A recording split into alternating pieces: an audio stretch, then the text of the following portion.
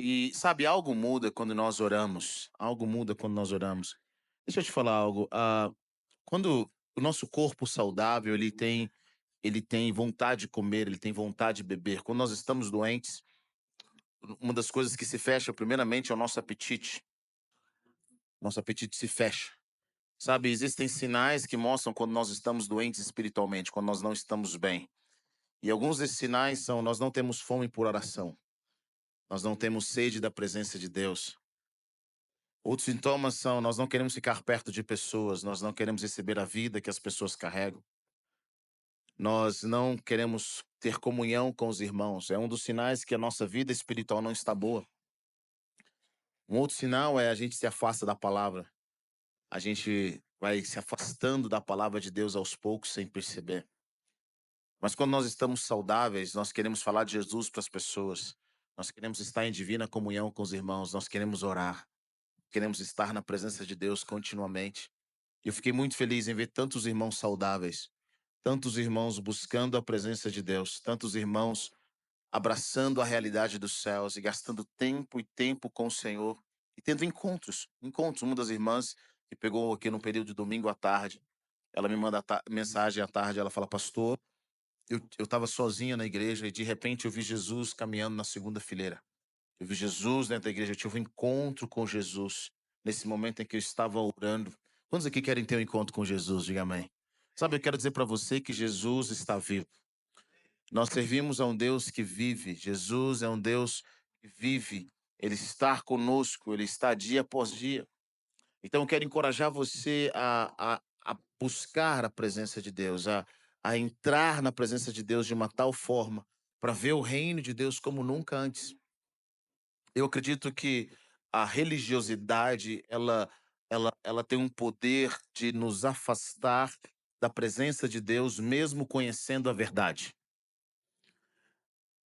Mesmo conhecendo a verdade. Alguns anos atrás eu estava lendo um livro, não era um livro cristão, aparentemente, é um livro muito conhecido, e nesse livro o autor ele diz, contando sobre as suas primeiras sua primeira lei, de uma das 12 leis, regras que ele tinha.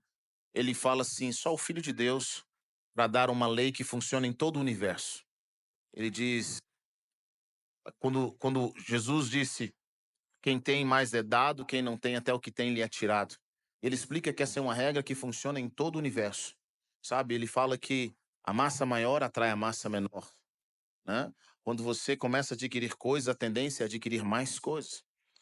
E ele vai começa a falar coisas interessantes. Aquele dia, quando eu estava lendo esse livro, eu fiquei em choque, porque eu falei: Senhor, eu leio a Bíblia tem tantos anos. Eu leio a Bíblia tem tantos anos. E parece que o que o Senhor ensina é para dentro da minha religiosidade. Eu não consigo aplicar isso para o meu dia a dia, eu não consigo aplicar isso para fora. E aí eu comecei a entender: esse é o poder da religiosidade. A religião, ela tem um poder de fazer você ver a verdade, mas não tocar. É como se tivesse um véu fino diante de você. Você sabe os princípios e você pega a palavra de Deus e não consegue aplicar a palavra de Deus para o seu dia a dia, para os seus negócios, para a sua família, sabe? E aí você começa a ver pessoas que prosperaram em vários aspectos da vida, falando: eu estudei tanto, até que alguém um dia me apresentou a Bíblia. Eu descobri que todas as coisas que eu tinha estudado se resumiam em palavras que estavam na palavra de Deus. E eu fico pensando: como que nós cristãos estudamos a palavra de Deus, mas nós não conseguimos aplicar, não no sentido de querer ser um bom cristão. Sabe, às vezes nós pensamos que caminhar com o Senhor é apenas ser um bom cristão. Sabe, o que que você é para ser cristão? Um bom marido, uma boa esposa, um bom pai, um bom filho? Eu quero dizer para você que não. A palavra de Deus é os princípios para nós aplicarmos em tudo na vida, em todas as áreas da nossa vida, nos nossos relacionamentos. E sabe, toda área deficiente na nossa vida, preste atenção no que eu vou dizer para você. Toda área deficiente da nossa vida é porque está faltando algum nutriente que se encontra na palavra de Deus. Toda área deficiente no nosso coração, na forma como nós buscamos, as áreas que nós não temos conseguido vitória. O Senhor não está formando uma religião, ele sempre esteve formando uma nação. E sabe, quando Deus tira o povo de Israel do Egito e ele dá as leis para o povo de Israel, eu acho incrível que Deus diz para eles, em Deuteronômio, ele fala o seguinte: guarde meus mandamentos, pois qual nação tem um Deus tão próximo como vocês têm? E ele diz ao poderoso: e quem tem leis tão justas como vocês têm? Ele diz: se vocês observarem os meus mandamentos, eu vou fazer de vocês o povo mais sábio dessa terra. Eu vou fazer de vocês, as pessoas vão olhar para vocês, as outras nações vão olhar para vocês, vou falar: que povo tão sábio e inteligente, que leis tão justas e inteligentes. Sabe, a palavra de Deus, os ensinos da palavra de Deus deveriam nos tornar mais sábios. As pessoas ao nosso redor deveriam olhar para nós e falar: cara, tem algo na sua vida, tem uma sabedoria que é diferente. Tem algo no seu casamento, tem algo na criação dos seus filhos, tem algo com relação às suas finanças, a sua vida espiritual, tem algo em você. Sabe, Deus não apenas nos dá as suas leis, mas Ele também nos dá a sua presença. Existem dois lugares que eu quero que você entenda sobre caminhar com o Senhor. Existe a pessoa de Deus, a presença de Deus, e essa pessoa de Deus é maravilhosa. A presença de Deus nos transforma. Sabe, querido, nós precisamos constantemente estar na presença de Deus. Tem coisas que você só vai entender na presença. Quantos estão entendendo o que eu estou dizendo aqui? Tem coisas que não interessa o que eu diga a você. Tem coisas que não interessa o seu sistema teológico, o seu pensamento, sabe, sobre as coisas de Deus. Mas tem coisas que só se resolvem na presença. Elas só se resolvem quando Deus revela para você. É o que diz o salmista, se eu não me engano, no Salmo 73, onde ele fala o seguinte: eu tive inveja do ímpio. Sabe, quanto a mim, quase tropecei, porque eu tive inveja do ímpio. Quando vi ele prosperar, ele faz todas as coisas erradas e ele não para de prosperar. E ele fala, ele vai dizendo o que ele sentiu, sabe, aquilo que não cabia no conceito de vida dele. E até que ele diz: até que eu entrei no santuário de Deus e vi o futuro dos ímpios. Às vezes nós temos olhado para as pessoas, nós temos olhado para um lado e para o outro. Nós temos visto pessoas que fazem coisas erradas prosperarem. Nós temos visto pessoas que estão vivendo uma vida de qualquer jeito e a gente vê, a gente não consegue ver o fruto que deveria acontecer na vida delas. Mas olha que interessante. Você não vai entender certas coisas. Talvez você tenha passado por circunstâncias na sua vida muito difíceis e você não está entendendo certas coisas. Não cabe no seu sistema teológico, no que você acha sobre a vida e sobre Deus. Mas nessa noite eu sinto no meu espírito que tem coisas que você só vai entender na presença. Saia de onde você está, saia do que você acha, saia do que você pensa, porque Deus está além do que você pensa. Vocês estão comigo ou não? Deus está além do que eu acho que Ele deveria fazer. Deus está além do meu conhecimento. Existem mais coisas que nós não conhecemos do que coisas que nós conhecemos. Existem mais experiências que nós não temos do que aquelas que nós já temos. Então nós não podemos colocar Deus de acordo com os filtros que nós temos do nosso pensamento, da nossa cultura, de onde nós viemos. Existem mais níveis da presença. Sabe, eu aprendi a honrar as pessoas que vieram antes de mim, eu aprendi a honrar pessoas em outras épocas, em outras culturas. Quando nós olhamos para trás, para os nossos pais, avós, bisavós, pessoas que fizeram história no passado, é fácil olhar e julgar o que eles não fizeram, ou fizeram de uma forma errada. Mas eu quero dizer para você, querido, que eles trouxeram uma revolução para a sua época. Eles trouxeram algo novo, uma visão nova, um passo extra para a sua época, para que eras como a nossa pudessem acontecer, eras como a nossa pudessem chegar. Sabe, o Senhor quer mostrar para nós que Ele é mais do que uma religião. Ele é mais do que uma religião. Ele é mais do que os quatro cantos dessa parede. Talvez você não tenha encontrado a resposta. Eu quero dizer para você, a resposta não está nessa religião. A resposta não está na religião. A resposta está em relacionamento com Jesus. A resposta está em entender não só a pessoa de Deus, mas as leis e os princípios de Deus. Como Deus pensa, aquilo que Ele quer fazer através de nós, como agradá-lo. Na jornada em agradá-lo, na jornada em servi-lo, na jornada em se movimentar com Ele, nós começamos a entender mais do que todas as coisas o coração de Deus. Por que é importante entender o coração de Deus? Eu estava meditando sobre isso nesse dia da Páscoa. Nesses dias eu estava meditando sobre o que faz com que Deus desça ao céu, desça dos céus. Deus Filho desça dos céus e seja voluntário em morrer por nós. Sabe, Jesus veio ao mundo e ele era 100% Deus, mas 100% homem. Enquanto ele vivia na terra, Jesus, ele se submeteu a Deus Pai. Ele confiou em Deus Pai. Ele se submeteu a Deus Pai em tudo. Ele não usou o seu poder de Deus. Enquanto Jesus esteve aqui, ele não usou o seu poder, não se gloriou como Deus, e ele dependeu totalmente do Espírito Santo. Jesus dependeu totalmente da direção do Pai. Imagine você se esvaziar, alguém completamente independente, cheio de poder, que conhece todas as coisas. Como é que você faz todo o universo, algo maior do que o universo, caber num copo? Como que eu reduzo toda essa estrutura, esses prédios a esse copo? É no mínimo o que Jesus fez.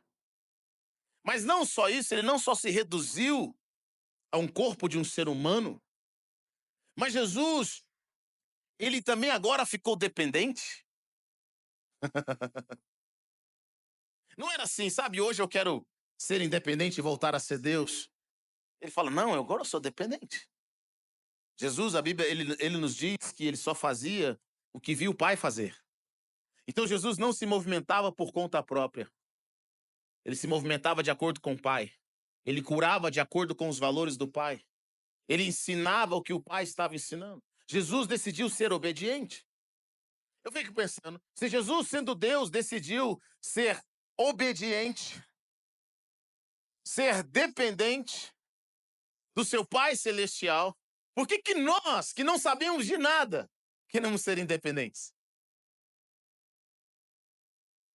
Por que que nós, cuja história é limitada, viemos de uma família limitada, de uma cultura limitada, queremos ser independentes?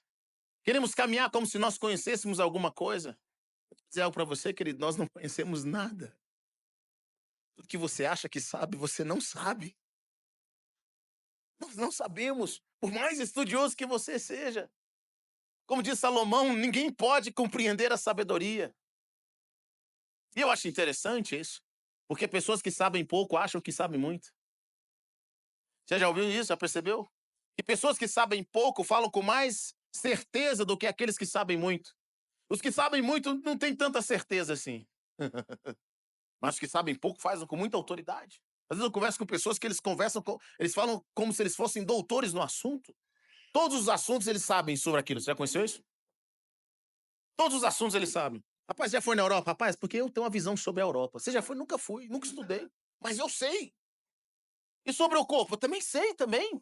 Ele sabe sobre tudo um pouco. São pessoas que sabem pouco. Quando alguém fala com muita certeza é porque sabe pouco. Jesus sabendo todas as coisas, numa inteligência fora do comum, num entendimento fora do comum, se esvazia e decide depender do Pai. Do Pai. E ele vem cumprir uma missão. A Bíblia não diz que Jesus amou o mundo. A Bíblia diz que Deus amou o mundo. Jesus amou os seus. E amou os seus até o fim. Jesus veio ao mundo porque Deus Pai nos amou. Deus Pai nos amou. E o que que faz com que alguém cumpra uma missão? O que que faz com que alguém saia da independência e se torne dependente? Deixa eu falar algo para você, querido. Algumas lutas que nós estamos passando, algumas guerras que nós estamos passando, a culpa não é dos outros, é porque nós rejeitamos ser dependentes. Nós temos dificuldade em deitar numa mesa cirúrgica e permitir que alguém nos opere. Sabe? As maiores guerras emocionais que nós sofremos é porque nós nos recusamos a ir pedir ajuda, nos humilhar, a passar pelo processo. Meu irmão, ninguém pode ser curado numa mesa de cirurgia se não estiver disposto a tirar a roupa. Quando você vai ser operado, você vai ter que tirar a roupa. Você vai tirar a roupa diante de pessoas que você nunca viu na vida. Alguém que você não conhece vai estar naquela sala da operação, mas é a chance de sair de lá vivo. Em áreas da nossa vida, meu irmão, você vai ter que confiar. Alguém vai ter que saber o que está acontecendo na sua vida e orar por você. Alguém vai ter que saber o que está acontecendo no seu casamento e orar por você. Alguém vai ter que fazer parte disso. Mas, pastor, eu já sofri no passado, mas já também houve erros médicos no passado. Você precisa de um médico melhor. Jesus se submeteu ao Pai e ele veio cumprir uma missão que se tornou dele. Não foi o erro dele, ele não pecou, ele não entregou para Satanás a chave, ele estava bem no céu, dono de todas as coisas, unigênito de Deus. Mas Jesus conhecia tanto o coração do Pai, sabia tanto do amor do Pai. É interessante porque quando o apóstolo vai abençoar, ele diz algo bem interessante que vocês às vezes não prestam atenção. Nós falamos todos os finais do culto. Que o amor do Pai, que a graça do Filho, que a comunhão do Espírito seja derramado no coração de vocês. Sabe, o Pai é amor. Jesus foi capaz de vir, se submeter, se humilhar, ser dependente, depender de tudo que o Pai mostrava para ele, depender do Espírito Santo, porque ele conhecia o tanto que o Pai o amava. Sabe, para nós servirmos a Deus, nós vamos entender o coração de Deus. Quando você entende o coração de Deus, você não necessariamente precisa entender tudo que Deus está fazendo. Vocês estão comigo ou não? Quando você entende o coração de Deus, o amor que ele tem, a fidelidade dele, a cultura de honra, o desejo de servir, o desejo de abençoar, você não necessariamente precisa entender o que Deus está fazendo. Na verdade, você não precisa nem entender se Deus está falando ou não, porque tem hora que ele se cala. E glória a Deus que ele se cala. Mas você sabe, Deus, eu sei que você me ama. Uma das coisas que eu mais vejo é pessoas querendo fazer tantas coisas, correndo de um lado para o outro, mas elas ainda não entenderam se Deus as ama ou não.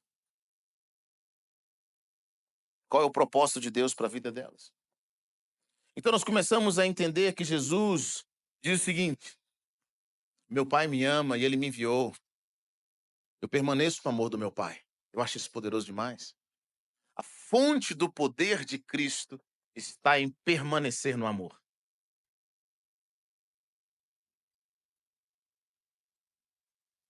Ele sabia que ele era amado o tempo todo. E ele diz algo para nós quando ele nos envia. Ele fala assim: como o Pai que me ama me enviou, eu amo vocês e eu estou enviando vocês. Permaneçam no meu amor. Vocês estão comigo ou não? Permaneçam no meu amor. Quando eu sei o quanto Jesus me ama e eu permaneço no amor de Cristo, as coisas começam a fazer sentido. Sabe, eu acredito que no Antigo Testamento as pessoas conheciam a lei de Deus, mas poucos conheceram o amor de Deus.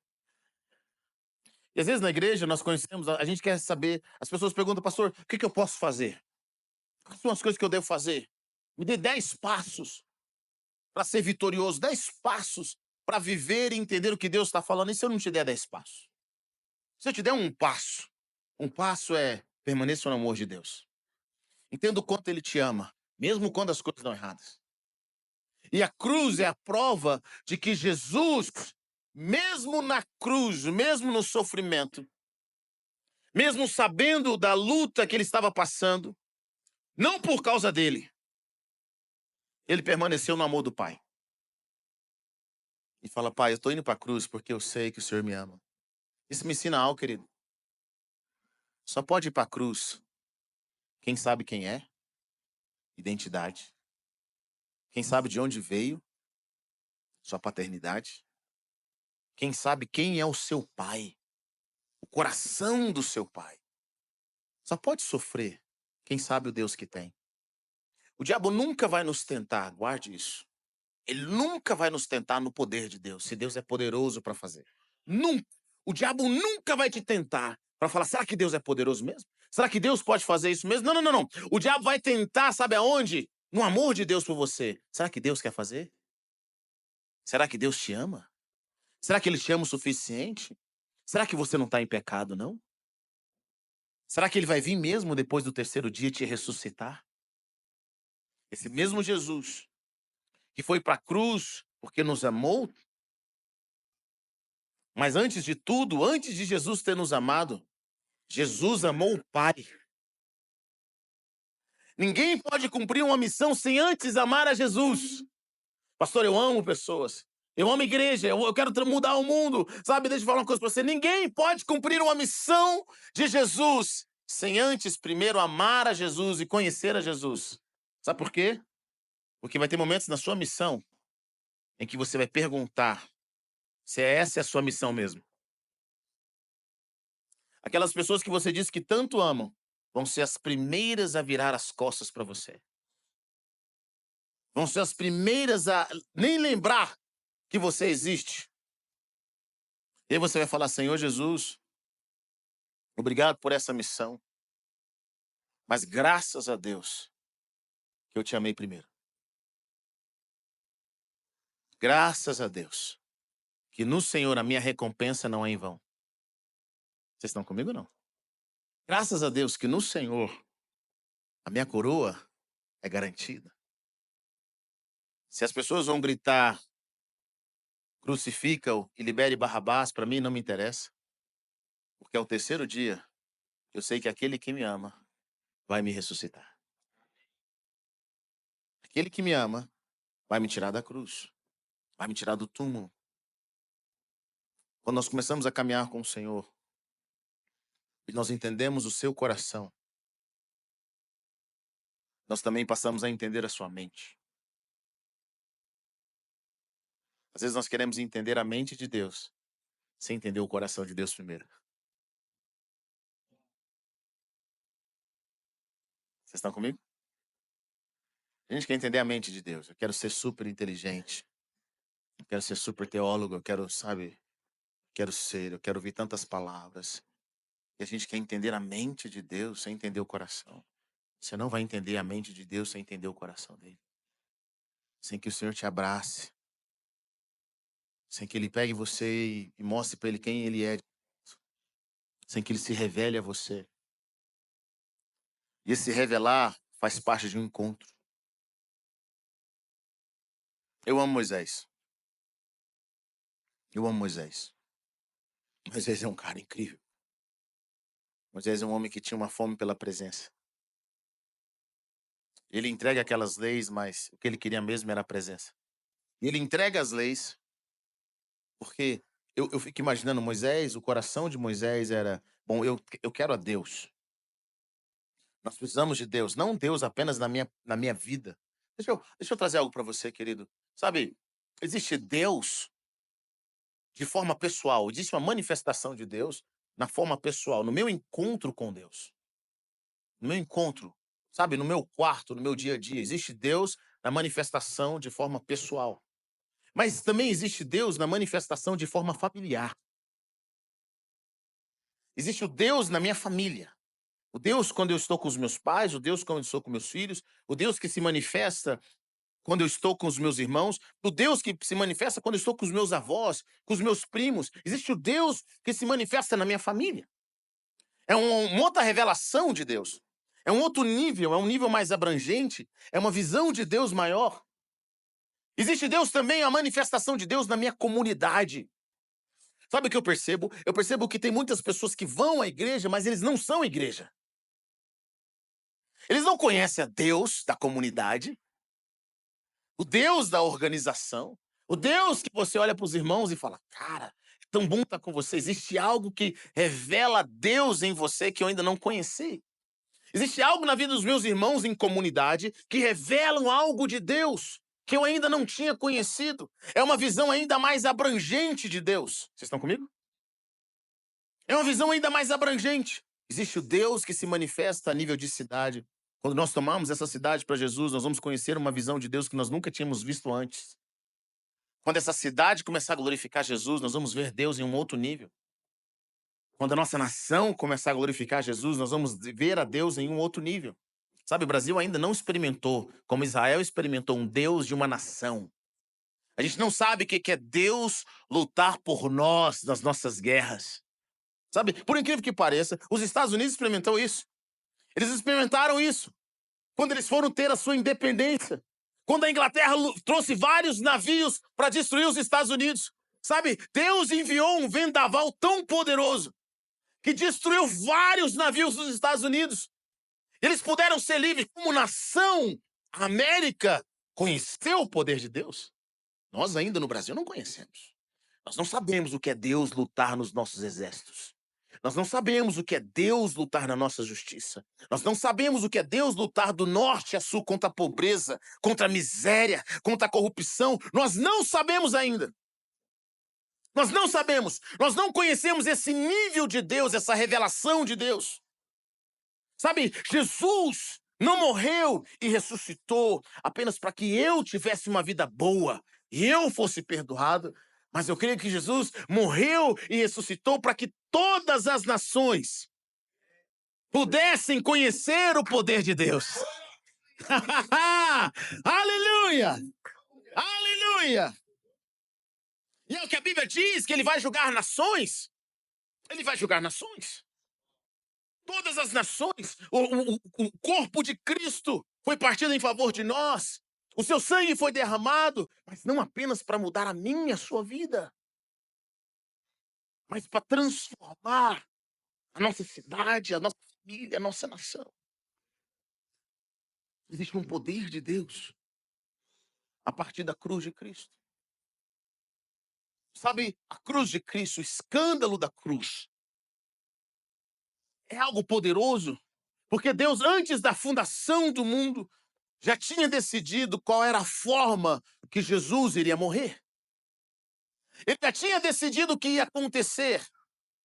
Sabe, em Gênesis capítulo 5, nos conta a genealogia de Adão até Noé.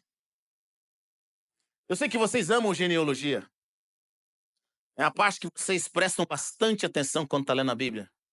Sim ou não? Vocês leem genealogia, gente, por que isso está aqui? Adão gerou Sete, que gerou não sei quem, que gerou fulano, que gerou Beltrano, que tinha tantos anos de idade. Você fica assim, gente, por que eu estou gastando meu tempo lendo isso? Mas eu quero dizer algo para você, querido. Para aqueles que têm fome, para aqueles que têm sede, Deus se revela. Deus ama esconder as coisas. Sabia que Deus ama esconder coisas na Bíblia? Mas Deus não esconde coisas de nós. Ele esconde coisas para nós. Ele esconde coisas para aqueles que têm fome. Ele esconde coisas extraordinárias. Se eu não me engano, quando você lê a Torá, os livros, Torá são os 5 primeiros livros da Bíblia. Quando você lê a Torá, como que eles sabiam que essa palavra era confirmada por Deus?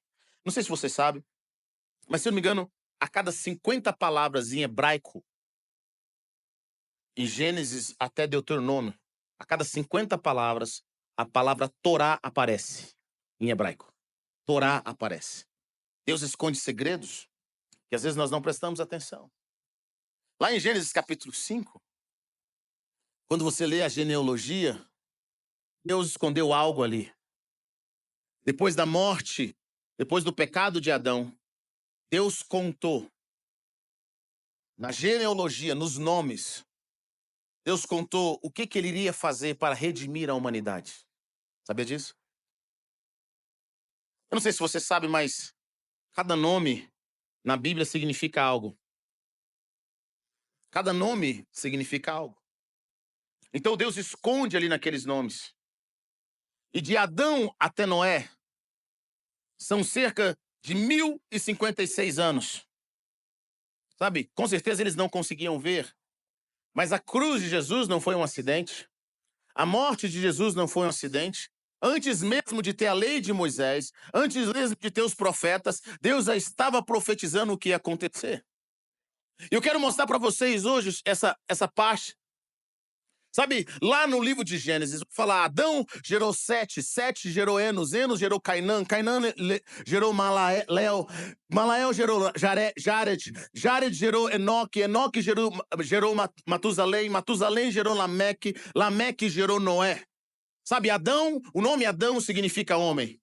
Sete significa apontado, Enos significa fraco e mortal, Cainã significa aflição, Malael significa santo de Deus, Jared significa ele descerá, Enoque significa ensino, instrução, Matusalém, quando ele se for, virá. Olha que nome interessante. Já pensou que você chama o nome de Matusalém? O que significa seu nome? A sua morte revelará algo. Eu não sei se você sabe disso, mas Matusalém morre exatamente no ano em que Noé entra no dilúvio. Entra na arca. Exatamente. Matusalém morre exatamente quando vem o dilúvio, Noé entra na arca. Lameque significa ausência de esperança. Noé significa alívio, conforto ou descanso. Juntando esses nomes, nós formamos uma frase. E a frase que aparece na Bíblia é: ao homem estava apontada uma mortal aflição, mas o Santo de Deus descerá, ensinando que sua morte trará ao ausente de esperança alívio e conforto. Vamos aplaudir Jesus!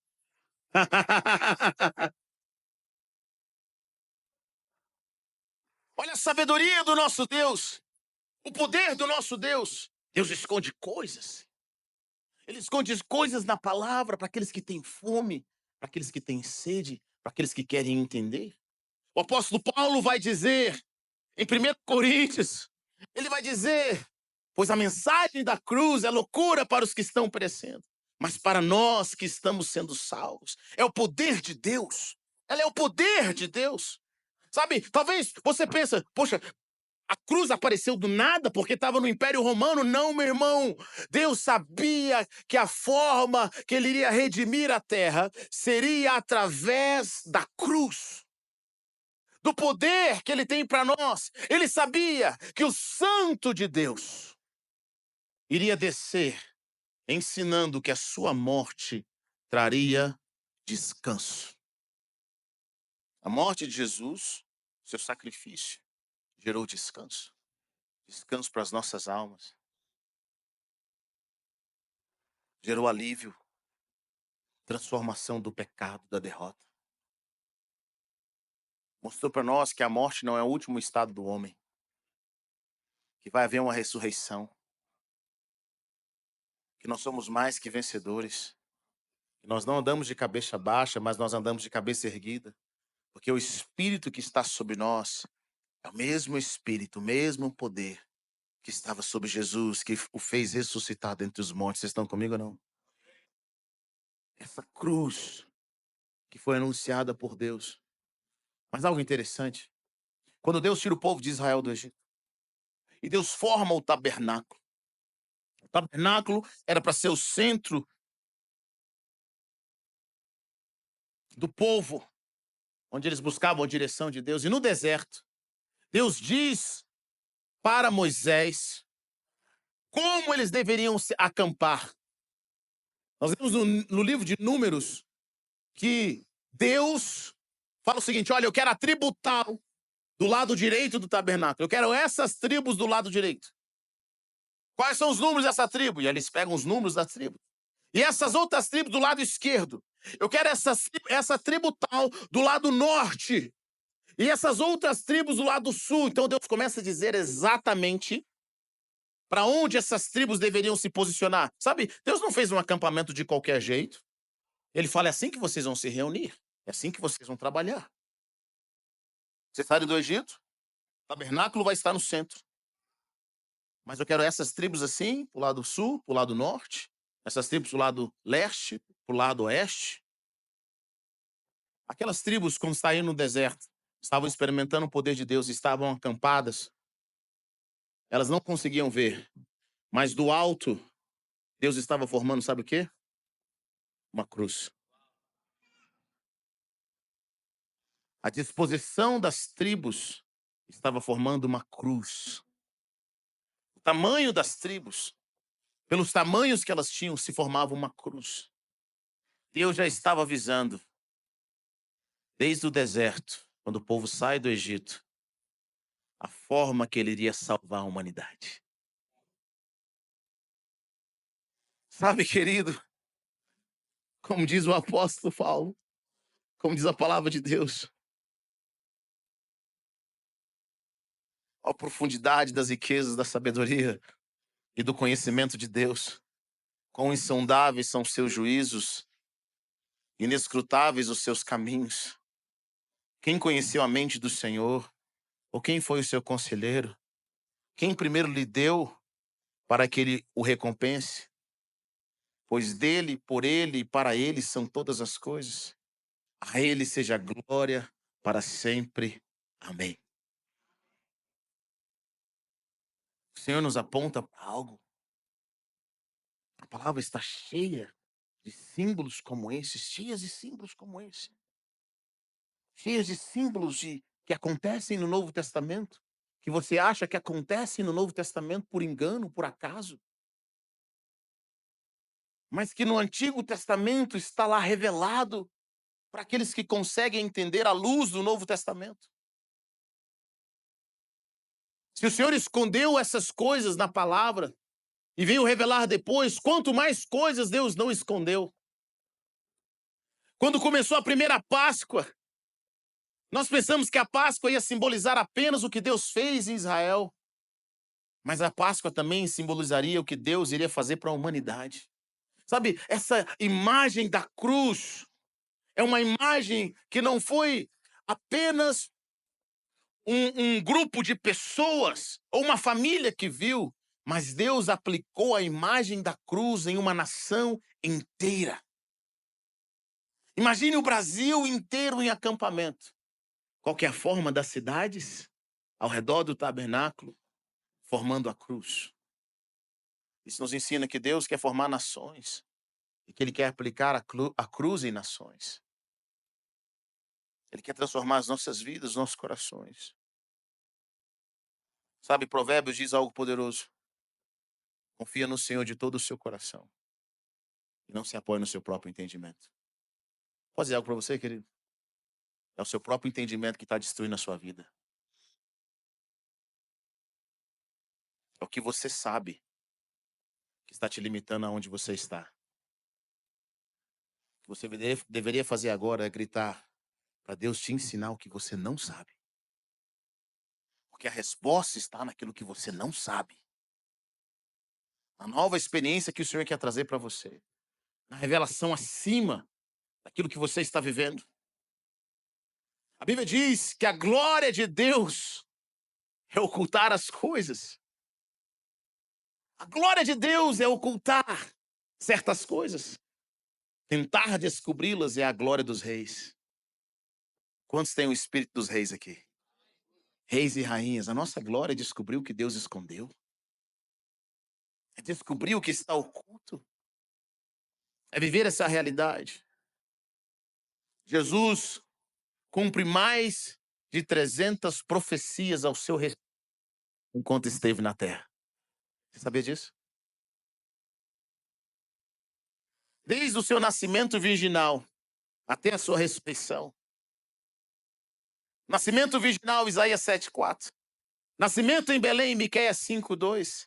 Descendente de Davi, Jeremias 23,5.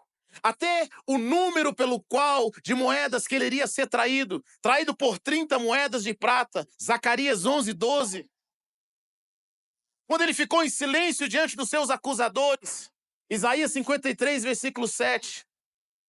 Até mesmo sendo contado entre os bandidos na cruz.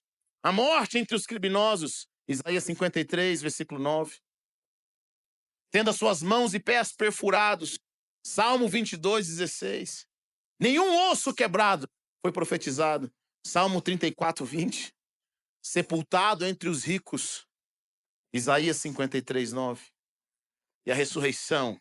Salmo 16, 10. 300 profecias. Jesus cumpriu enquanto esteve na terra. Mostrando que a sua vida não foi aleatória. Que as coisas que aconteceram com ele não foram aleatórias. Deus foi pintando nos 1.500 anos, de forma mais detalhada, mais detalhada o que iria acontecer com Cristo. Isso significa algo para nós também, que o Senhor sabe da nossa vida. Os nossos dias estão escritos no seu livro. Mas o que é o nosso desejo?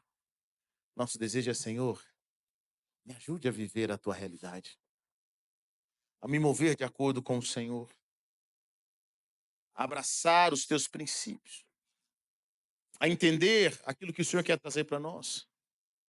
E a forma como Deus criou em nós, querido, para nós alcançarmos a salvação, para nós alcançarmos a vida plena, é crucificar a nossa carne. Sabe, existem sinais, eu quero trazer isso para vocês. Quando nós nascemos de novo, Deus é um Deus de prova. Diga comigo, Deus é um Deus de prova. Sabe, muito tempo atrás, eu estudando alguns livros, alguns autores que não conhecem de Deus, eles falam sobre tenha fé. Ainda que nada aconteça, tenha fé. Deus não precisa trazer provas. Será que é bíblico isso? Jesus realizou muitos sinais e maravilhas. Essas eram as provas de que ele era o Filho de Deus. Eu não sei se você sabe, mas quando você lê a Bíblia, em algumas partes da palavra, tipo no livro de João, alguns milagres que Jesus causa, alguns milagres que acontecem, são milagres que colocavam Jesus em grandes problemas. Não sei se você já percebeu isso. Tipo, alguns milagres como a ressurreição de Lázaro. Jesus já tinha ressuscitado outras pessoas. Jesus ressuscitou a filha de Jairo. Jesus tinha ressuscitado o filho da viúva. Jesus ressuscitava pessoas, mas o ressuscitar de Lázaro gerou um problema. Por que o ressuscitar de Lázaro gerou problema? Bom, nós só vamos entender se nós entendemos o contexto judaico. Porque havia alguns sinais messiânicos. Sabe, quais são os sinais messiânicos? Tipo, os judeus, os mestres da lei da época falavam, olha, quando o Messias vier, ele vai ter que realizar alguns sinais para provar que é ele. Que não é apenas mais um profeta. Por quê? Porque na Bíblia, outros profetas já tinham ressuscitado os mortos. Na Bíblia, outros profetas já tinham curado os leprosos, já tinham curado os cegos, outras pessoas já tinham feito coisas extraordinárias. Mas como que nós vamos saber que quando o Messias vier, esse é o Messias de fato? Então eles falaram, tem alguns milagres que só o Messias vai realizar. Um dos milagres é a cura de um cego de nascença. Então, até então, ninguém nunca tinha curado um cego de nascença.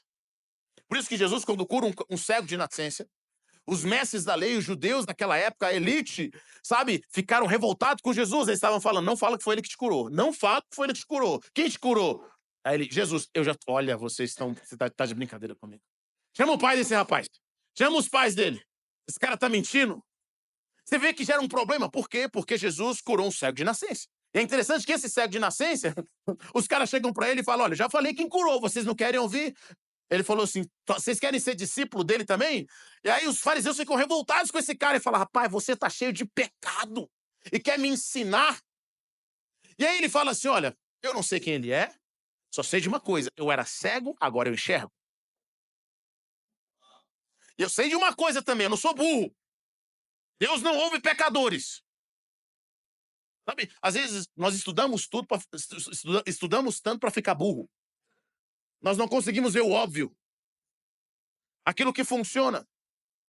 Por que eles não queriam aceitar aquele testemunho? Eles não aceitaram aquele testemunho porque se eles tivessem que aceitar aquele testemunho, eles tinham que confessar que Jesus era o Messias. Passa um tempo, Jesus faz um outro milagre messiânico. Ressuscita Lázaro.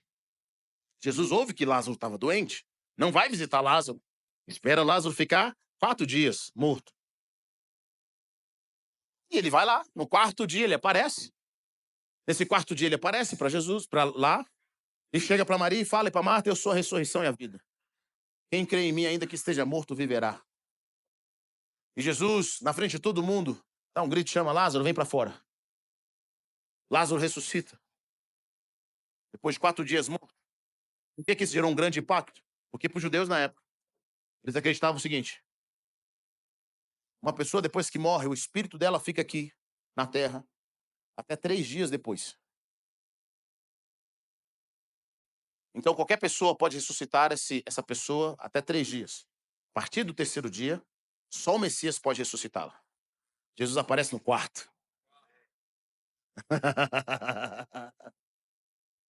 E quando Lázaro ressuscita, os mestres da lei e os fariseus ficam revoltados. Foi nesse momento que eles decidiram: a gente tem que matar esse cara agora. Porque quanto mais a gente persegue ele, mais milagres ele faz. E a Bíblia diz que, por causa do milagre de Jesus, não só muitas pessoas creram nele, mas eles creram também em Lázaro, por causa do testemunho de Lázaro. E até Lázaro, tadinho, que estava morto, não queria voltar e ressuscitou. Ressuscitou para ser perseguido.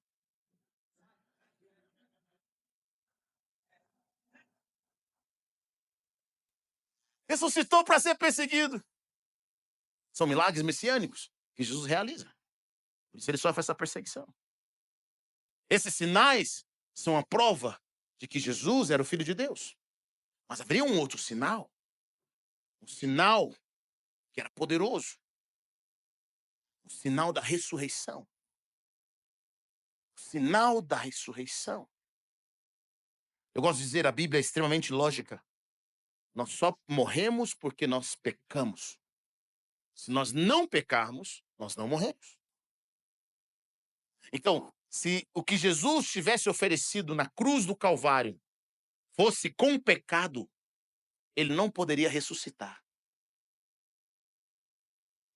É por isso que o nosso último estado, como homens e mulheres que nasceram de novo, não pode ser a morte. Por quê, pastor? Porque se eu fui perdoado e não tenho pecado, a morte não tem poder sobre o meu corpo físico. Vocês entendem o que eu estou dizendo ou não? A morte não tem pecado sobre o meu corpo físico. Então Jesus ressuscita dos mortos. E a Bíblia diz que ele aparece para mais de 500 pessoas.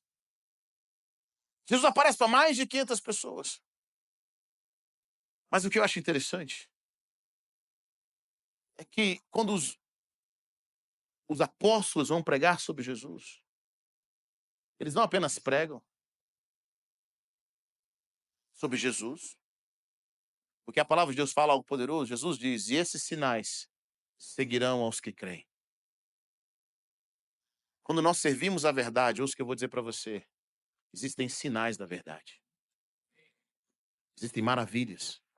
E a Bíblia diz que Deus confirmava com sinais e maravilhas a mensagem que os apóstolos traziam. Quando nós pregamos sobre Jesus e a sua ressurreição, o céu se abre. Quem está enfermo é curado. Quem está oprimido por Satanás é liberto. Quando nós pregamos sobre Jesus e a sua ressurreição, quem está angustiado passa a ter paz.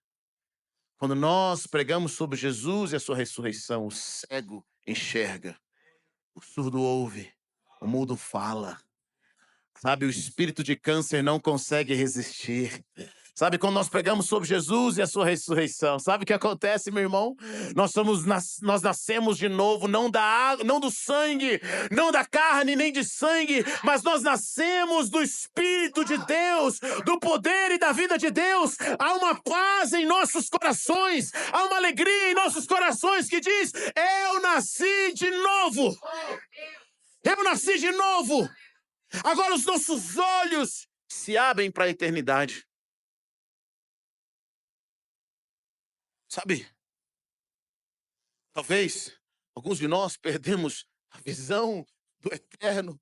Nós perdemos a visão que as nossas verdadeiras riquezas, elas não estão aqui. Tudo nesse mundo é passageiro. Tudo que está aqui é passageiro. O meu casamento é passageiro. Os meus filhos é passageiro. Ser pastor é passageiro. As minhas finanças é passageiro. Nada do que eu faço nessa terra tem valor algum para a eternidade. E nós estamos orando e chorando para que Deus nos dê um carro a mais, para que Deus aumente as nossas finanças, para que Deus melhore o nosso casamento. Eu quero dizer para você, querido, você não vai ser casado para sempre. Essa casa que você vive, ela não aponta em nada para os céus. Quantas pessoas são ricas aqui, mas são pobres na eternidade? Quantas pessoas que têm títulos aqui, mas esse título não vai te levar a lugar algum. Sabe, irmão, tem pessoas que quando chegar No reino de Deus, vão ter que mendigar hospedagem.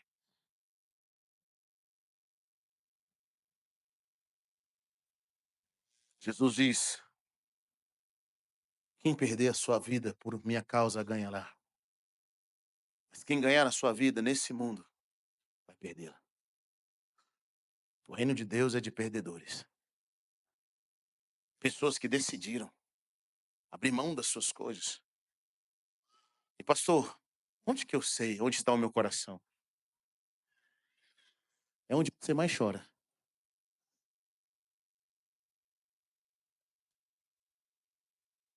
Onde você mais chora. O que se tirar de você agora, você vai chorar muito? O que você tem chorado? O que tem te angustiado? Onde você gasta sua energia?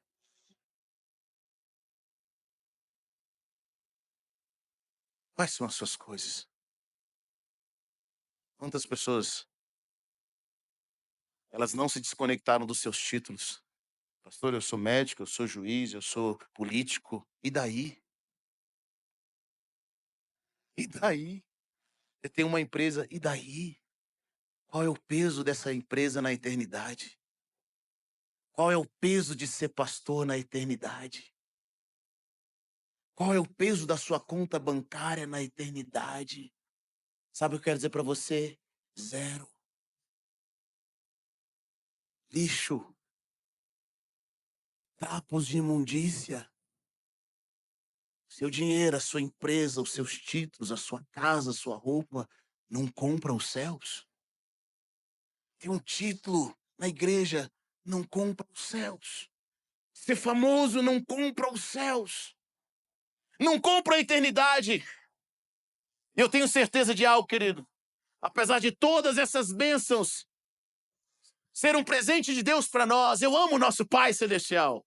Sabe, eu amo Deus. Deus, Ele criou todas as coisas com muito carinho. Ele ama abençoar as nossas vidas com coisas terrenas. Eu sei que Deus ama. Ele ama dar coisas novas. Ele ama nos dar o melhor. Sabe, eu estava ministrando na escola sobrenatural. E uma das nossas matérias é sobre sistema de crenças. E eu expliquei para o pessoal, gente, deixa eu explicar algo para você. Imagine Deus quando ele criou a comida. Ele podia ter feito o seguinte, olha, você vai se alimentar. Eu vou dar uma gororoba para vocês sem sabor nenhum, só para você alimentar. Bota isso na boca e come. Vai ficar vivo, tá bem? Tudo bem? Ele podia ter feito isso, não podia, sim ou não? O que Deus faz? Deus cria sabores. Deus cria texturas. Deus cria vitaminas em certos alimentos que você come e fala, cara, isso é maravilhoso. Quando você acha que conheceu todos os sabores, vem alguém de outro lugar, ele traz um tempero, você fala, rapaz, que coisa maravilhosa. Deus permite você se alimentar, desfrutando, você se fortalece, desfrutando. Esse é o coração de Deus. Deus podia ter criado para nós um mundo preto e branco. Só veja, tá bom. Mas Deus cria cores. Ele cria beleza. Todo dia o céu pinta um pôr do sol diferente. Ele cria montanhas. Esse é o nosso Deus que pensa em cada detalhe. Que pensa em cada detalhe para nos abençoar no físico. Deus não é contra o físico. Deus não é contra o passageiro. Deus não é contra a beleza, contra o sabor, contra o desfrute. Pelo contrário, Ele criou essas coisas. Mas quando essas coisas se tornam motivo do nosso choro, tem algo errado. Tem algo doentio. Tem algo maligno. Deus, Ele quer nos encher de prazer, eu sei disso. Deus nos criou para honrar e ser honrado, para abençoar e ser abençoado. Mas mais do que isso, Ele nos criou para vivermos a eternidade, para valorizar a eternidade, tudo que Ele colocou em nós, onde a glória dEle, onde Ele dizer para nós, servo bom e fiel, entra no gozo do seu Senhor, tem que ser a nossa prioridade, é o lugar onde nós gastamos a nossa energia, é o lugar onde nós gastamos o nosso coração. Muitas das nossas lutas estão por causa da nossa própria carnalidade, porque nós recusamos a morrer E Deus está dizendo para nós: eu não vou te abençoar enquanto você não morrer. Sem morte não tem ressurreição. Sem sacrifício não tem fogo. Sem entrega não tem receber de Deus. Sem adoração não tem vida. Essa é a vida de cruz. É a vida onde nós perdemos. Esse é o escândalo. Sabe, o caminho da cruz não é um caminho para o orgulhoso. Não é um caminho para aqueles que querem se reservar. O caminho da cruz não é um caminho para aqueles que vão com a multidão. O caminho da cruz não é um caminho para aqueles que querem ganhar algo a não ser a Cristo. Mas atrás dessa cruz tem uma vida eterna. Atrás dessa cruz tem uma sabedoria. Atrás dessa cruz tem uma riqueza que ninguém pode tirar. O governo não tira. Atrás dessa cruz tem uma vida que ninguém pode te matar. Atrás dessa cruz tem uma ressurreição eterna.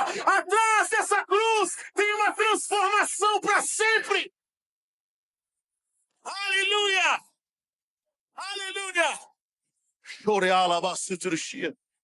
Deus é um Deus de provas. É um Deus de sinais. O véu do templo se rasgou. Sabe? Eles crucificaram a Jesus ao meio-dia. Às 9 da manhã. Mas quando deu meio-dia, a Bíblia diz que houve trevas. Sabe aquilo que era riso dos fariseus? Riso dos mestres da lei e do sumo sacerdote. Fez com que eles repensassem. Naquele momento, um soldado disse: verdadeiramente, esse homem é o Filho de Deus.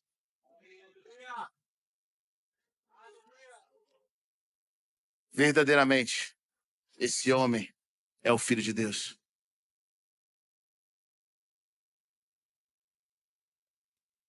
Sabe?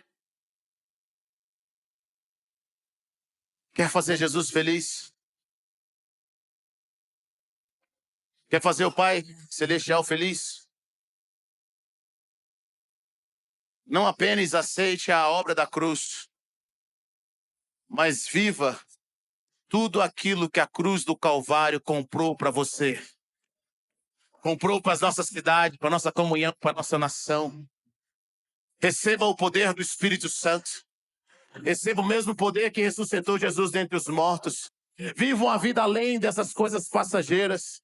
Comece a elevar os seus olhos e que entenda que o Deus que é capaz de ressuscitar os mortos, esse Deus é capaz de fazer todas as coisas, mas todas as coisas, saia do tempo e entre na eternidade, saia do agora e entre na eternidade, saia da morte e entre na vida, saia do passageiro e entre no eterno.